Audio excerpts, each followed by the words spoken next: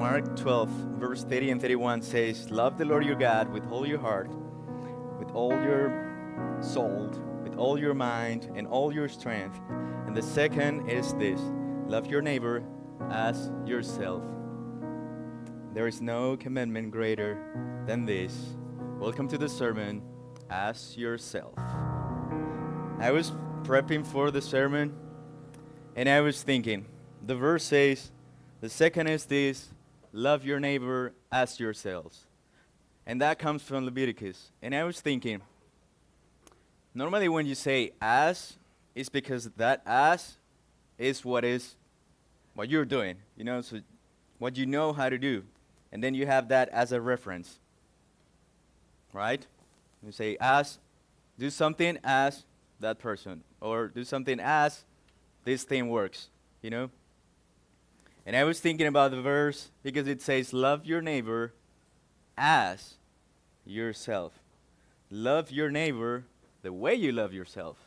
And I was thinking, well, maybe at that point, people love themselves really well in such a way that they were the reference, That should have been the case. Otherwise, it wouldn't be as you love yourself. You could have said something different. As maybe I love you or something like that. And I think that's why Jesus changed that and introduced that new commandment. But as yourself, people probably did it very well. And that's why they come as a reference.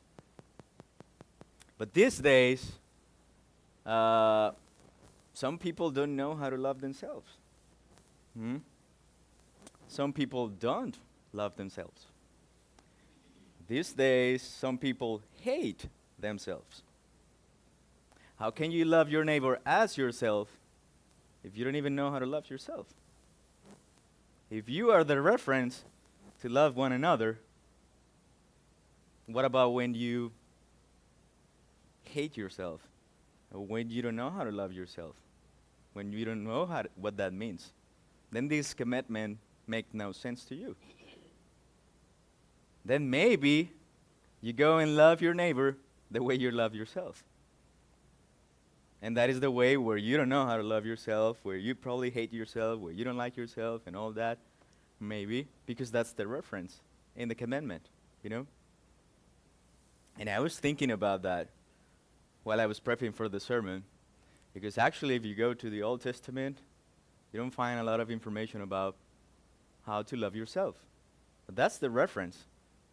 I was like, okay, let's find the multiple verses that talks about that. And then I was like, okay, so they probably did it so well that they didn't even have instructions of how to do it. I guess. We're going to talk about that today and following Sunday. But these days, people have, I was thinking one of the reasons why people nowadays, some people nowadays, they don't love themselves, they don't know how to love themselves, is because there's a lot of comparison.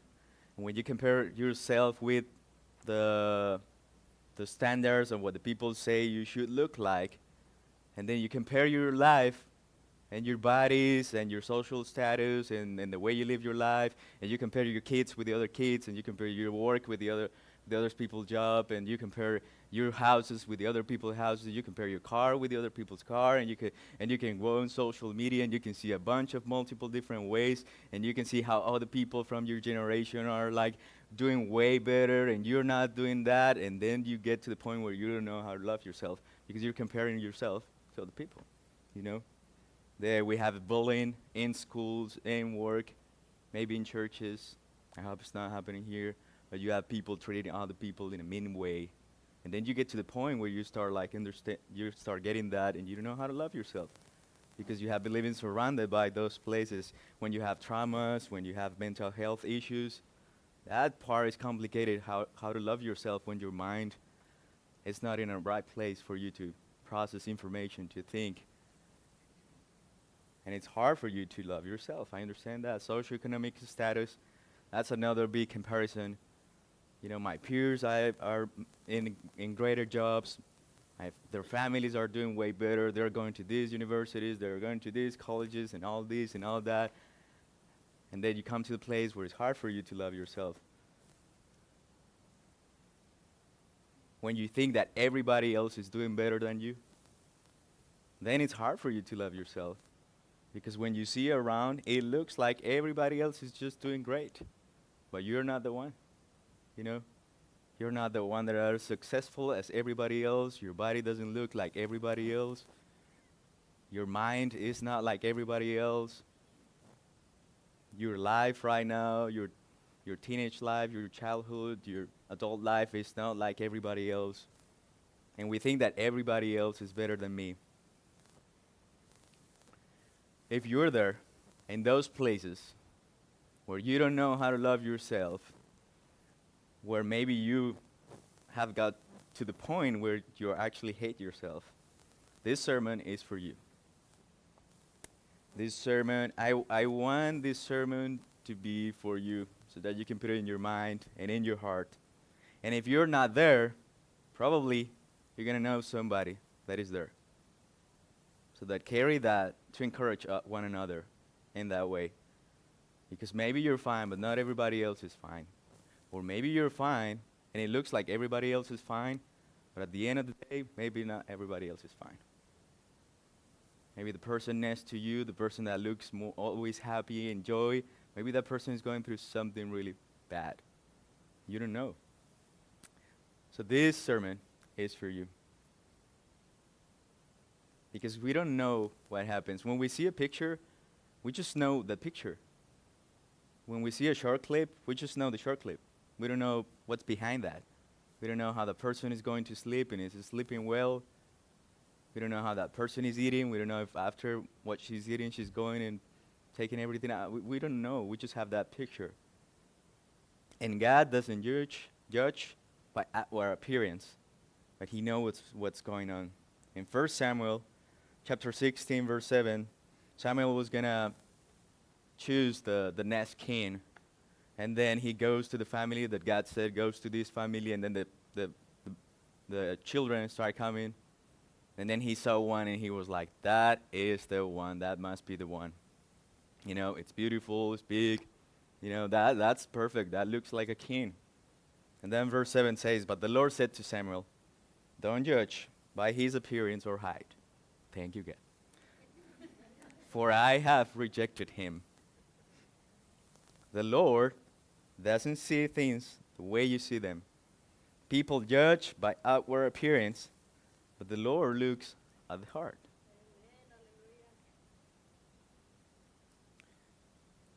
And maybe you don't know how to love yourself. Maybe you don't see any value in yourself.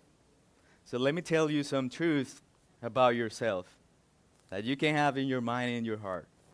Right now and in the future and always. So I hope this helps yourself to love yourself. Ephesians chapter 2 verse 10 says, for we are God's masterpiece. He has created us anew in Christ Jesus so we can do good things He planned for us long ago. And let me put it this way. You are God's masterpiece. You are created. You were created by God. And you were created to do good things. He created you. You didn't create yourself. I didn't create you. That would be a problem. But God created you. And you are His masterpiece. That's who you are. Everybody was created by God. And you were created to do good things. Matthew chapter 10, verse 30 and 31, and this is Jesus talking. And the very hairs of your head are all numbered, so don't be afraid. You are more valuable to God than a whole flock of sparrows. And I was thinking about this verse because the very hairs of your head are all numbered. I don't know if that's literal or not. It doesn't matter. That's not the point. Probably He knows exactly how many hairs are in your head and in mine and in her. You know, probably. Yeah, for sure He knows. But that's not the point. The point is, who cares about how many hairs you have? Not even your spouse. I don't care how many she has. And she doesn't care how many do I have. But God knows that number. Because that's something that seems like unimportant, like it doesn't matter. He is trying to tell you that you're important for him in a way that he knows how many hair. I mean, start counting your hair. How long is it gonna take? But he knows how many are there. Maybe he count one by one. Maybe he knows by I don't know. But he knows you in detail. He created you. You are his masterpiece. And the part that happens when we don't love ourselves, or when we hate ourselves, is that we don't find value in ourselves.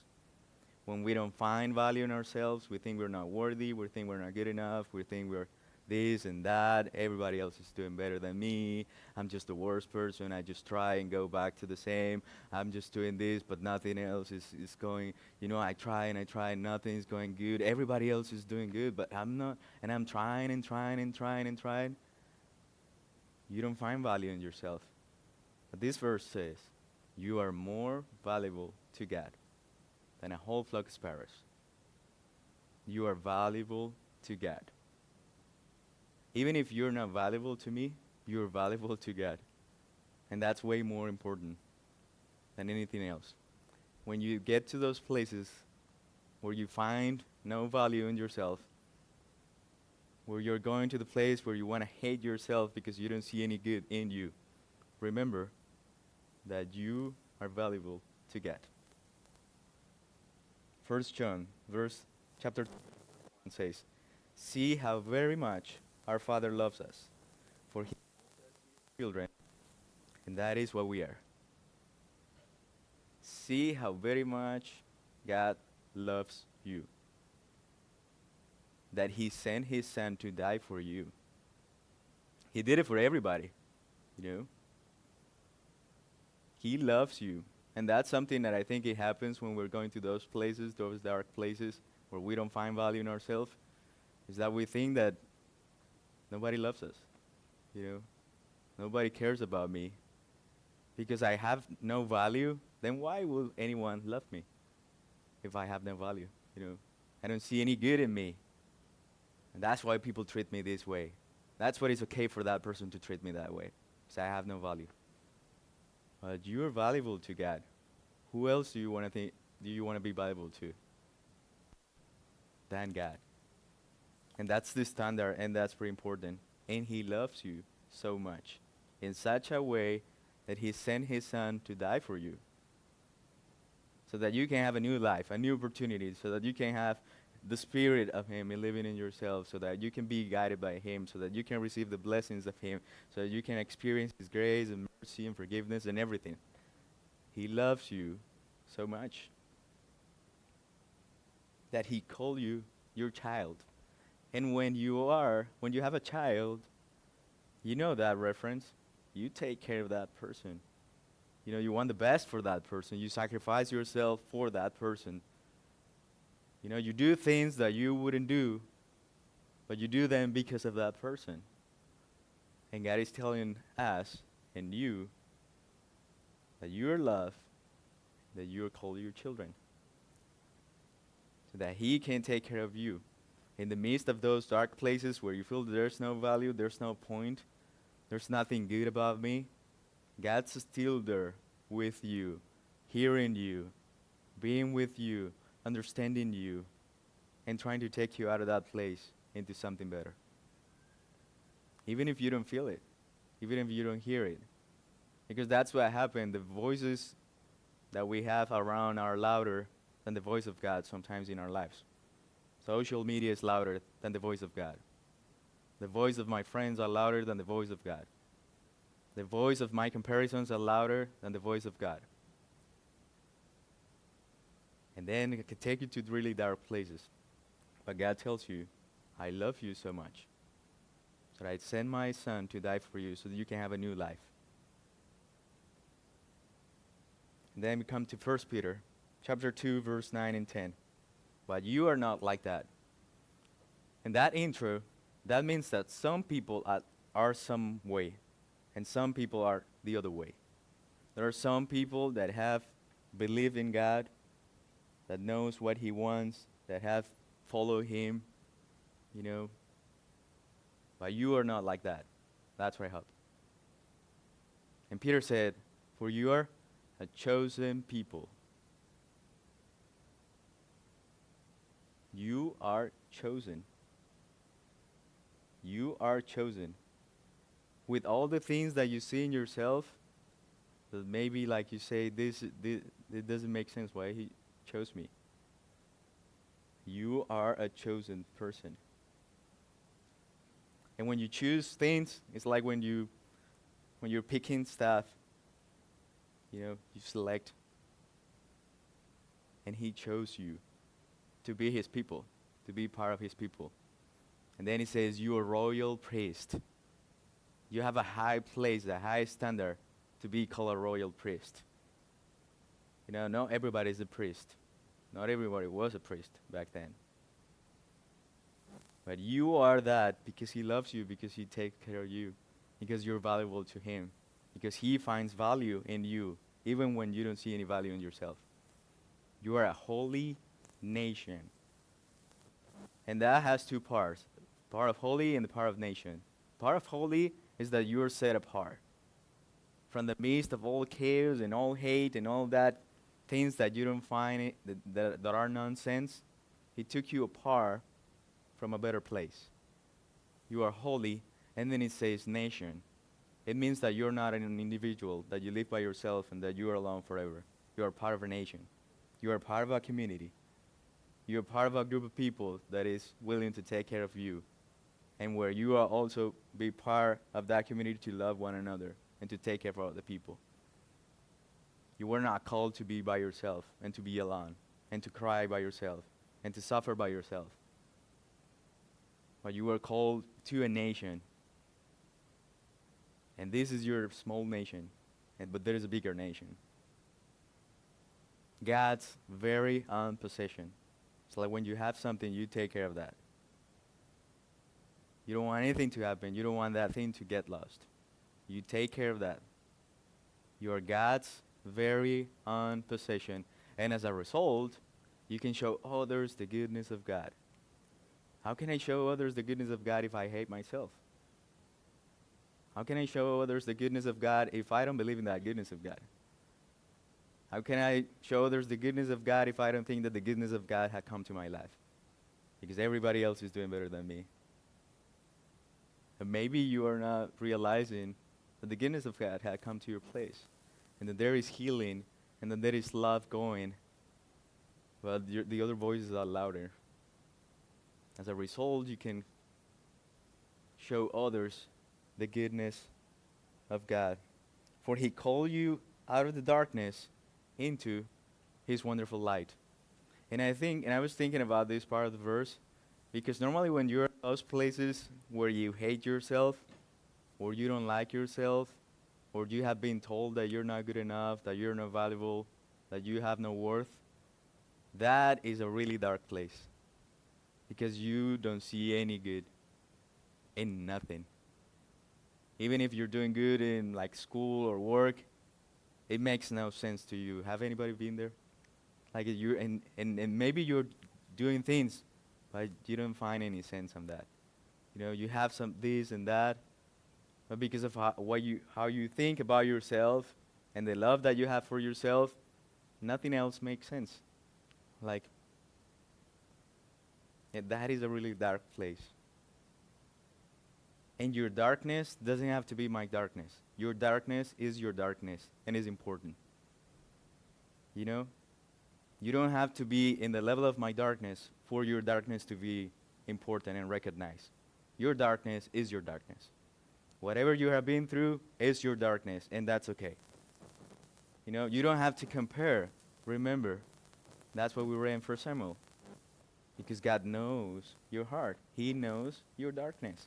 Your darkness is your darkness. And being there in the middle of that darkness is not fun. If anybody have been there, and I think we all were there, that's why He called you out of the darkness into His wonderful light. But the interesting thing is that that you were in the darkness, and he called you out of the darkness into his wonderful light, where you can see everything clear. Because when you're in the middle of the darkness, it's all dirty. You don't know what's going on. You don't see any value in yourself. You don't see any value in the things that are going on. You don't see any future. You don't see any progress. But he called you out of the darkness into his wonderful light. Once you had no identity as people. But now you are God's people. You are God's people. And whatever that means for you. Once you have received no mercy, but now you have received mercy. You all have received the mercy of God. If you're not like them. That's the beginning of the verse. It says, but you're not like that. If you're still living in sin, if you still don't care about God, if you still haven't decided to follow him, that's another conversation. We can talk about it. But if you have decided, if he took you out of the darkness into his wonderful light, then you have identity as the people of God.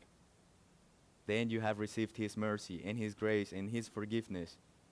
In a new heart, in a new mind, your soul has been cleaned. And you have a new life and a new opportunity to live.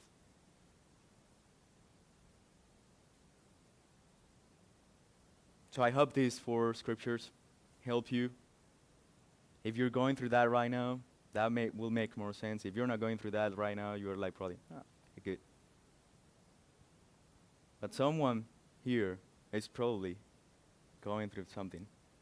So you can have those words to inspire one another, to encourage one another, because we are part of the holy nation. Why are people suffering by themselves? It doesn't make sense. Why are people here suffering by themselves? Why are people here not being listened to? Why are people here going through difficult things and they have to show that they are happy? Why are people here going through that? If you are a holy nation, if you are a nation, a community, God's people, it's never an individual thing. It's a communal thing, community. So that we can inspire ourselves and that we can inspire one another. There is a song that was released recently, and the artist is from Colombia. His name is Camilo, and he is singing with another girl from Argentina. And I like the words of the song. Go to the next slide. And because it's like the person in the future coming to the present and talking to the person in the present. But the person that is talking in the song is yourself in the future. So I don't know what you're going through. I don't know what you have right now in your lives, in your minds, in your hearts. Because I'm not God. He knows your heart. I don't know your heart. Unless you speak to me and we could do something. But I hope these verses and this song tells you something about what you're going through right now. Okay, go to the next slide, Ron, please. And the song says, "Dear me, how are you doing? I know not everything is so good, but I wanted to show you how far you have come. It probably doesn't seem like it today, but it gets better with the months. I'd tell you, but you wouldn't believe me. Dear self, calm down and stop trying to impress. What you have inside you is enough, and the light is trying to get through, and it can only do so when you are transparent. And thank you for never giving up. Because if I am what I am today, it's thanks to what you were. And don't despair. God hears your prayers. If he delays, he will have his reasons. Continue on your way. Dear me, I trust us. You're doing well. I wait for you on the other side. There's so much to see here. Dear me, life is strange, and it likes to take 1,000 turns. You have to walk a little, knock on a couple doors." And I was thinking about this because I don't know what you're going through right now, but you're doing well. Well, that's my hope, that you're doing well, you know? Because what you are today is thanks to what you were before. What you're going to be in the future, it is thanks to the decisions that you're making yourself today. What you're trying today, the person in the future is going to appreciate that. Because who you are in the future is thanks to what you're doing right now. And you're doing it great. But I like the part that it says, but the light, and I know Camilo is Christian, I don't know the other girl, and then he's going to mention God. But I'm thinking of the light as Jesus, and it says, but the light is trying to go through you. But it can only go if you're transparent, if you're real, if you're honest. If you're trying to impress, the light's not going to go through. I mean, God can do anything. God can destroy and do things. But it's an invitation for you to be real and to be okay about that, you know? It's not okay to live in that place forever, but it's okay to live in that place for sometimes. Because how do we know light if there's no darkness? How do we know Sunday if there was not Good Friday? You know? How do we know flourishment if the seed hasn't died? But there's so much to see, and you wouldn't believe if the other person comes to you right now and says, you did it so good. You know, thank you for those decisions. Thank you for what you were doing when you were going through that. Thank you for all that. Imagine yourself coming from the future to right now and thanking you for the decisions that you're making right now, for the efforts and the sacrifices that you're doing right now. And it's like, thank you for doing that. Thank you. You wouldn't believe what's going on the other side. But it's beautiful. So I want to, I hope that you're trying, and that you're knocking on doors, and that you walk in, and that you're trying to be real, so that I can tell you honestly that you're doing great, that you're doing good. Keep doing it.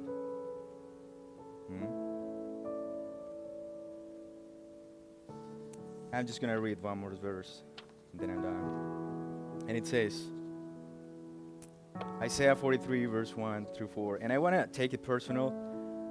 This is God talking to the people of Israel. And in some way, right now, we're the people of Israel. We're the chosen ones. We are part of that holy nation. So I want for you to think it in a personal way. But now, O Jacob, listen to the Lord who created you. O Israel, the one who formed you says, do not be afraid, for I have ransomed you. I have called you by name. You are mine. When you go through the deep waters, I will be with you. When you go through rivers of difficulty, you will not drown. When you walk through the fire of oppression, you will not be burned up. The flames will not consume you.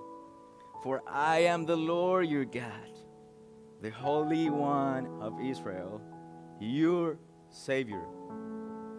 I gave Egypt as a ransom for your freedom. I gave Ethiopia and Seba for in your place. Others were given in exchange for you. I traded their lives for yours because, and listen to this part, you are precious to me. You are precious to God. But even, yes, you are precious to God. But if I like, you are precious to God. But with that, you are precious to God. You are honored. And I love you. God bless you.